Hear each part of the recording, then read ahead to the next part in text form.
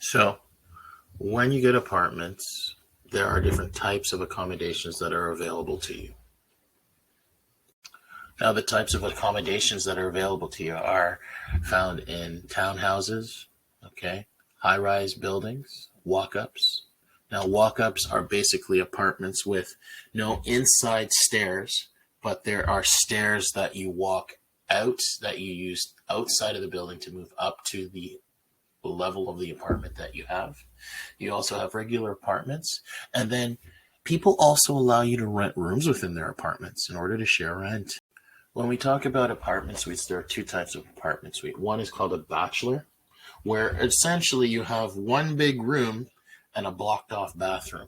Okay, that one big room basically serves as your kitchen, your bedroom, and your living room all in one space, right? That's what we call a bachelor suite. Now, a one-bedroom apartment is mostly more popular because what it allows us to do is it allows us to have a larger living space, but you have a separate bedroom, separate living room, separate kitchen, and a separate bathroom. And that tends to be more popular in Ontario. Now, one of the things that you'll realize is that when you go to larger cities or larger towns, you'll end up getting a one-bedroom apartment for about $1,300. And as for a bachelor suite, you're actually looking between $500 and $900 depending on where you are living in Ontario. So one of the things that you're going to have to do as somebody who lives on their own is going to have to make sure you have to be able to budget and estimate what your expenses are going to be when you leave your place, your family house, right? Do you think you'll be able to pay for what you're getting based on the fact that you can afford a certain amount of rent plus utilities?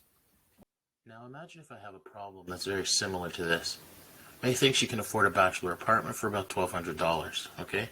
Now, apparently this place must be in New York because it's $1,200. But that also includes the total utilities that she pays. So she thinks she can pay for that. Now, the current tenant, the person renting the apartment, says that her utilities total to about $1,000 last year. But how much do you think May should be able to pay for the rent per month? Now, what you have to do is you have to do the following.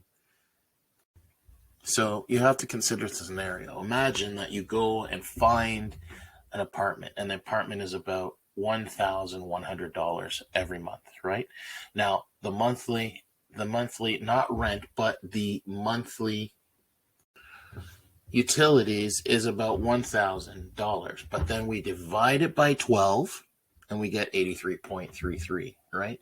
So what you got to do is you got to total up all of your rent and your utilities to figure out what your maximum amount of money that you're putting in is going to be. Now, you'll see that the total amount is $1,183, which is definitely within our budget. Now, you're going to be doing things like this in your assignment. You're also going to have to look at things like this.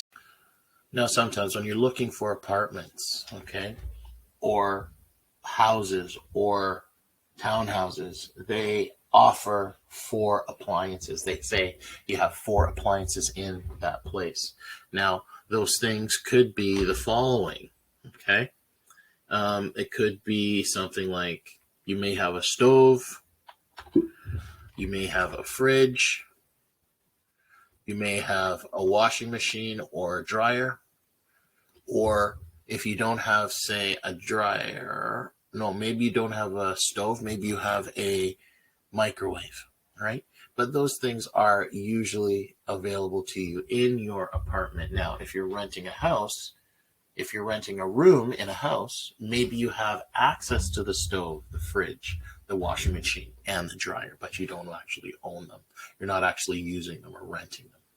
Now, other amenities, i.e. things that you get in your house, could be free cable, right? But let's say you don't get free cable. How would you handle that? I want you to think about that as you do your assignment today.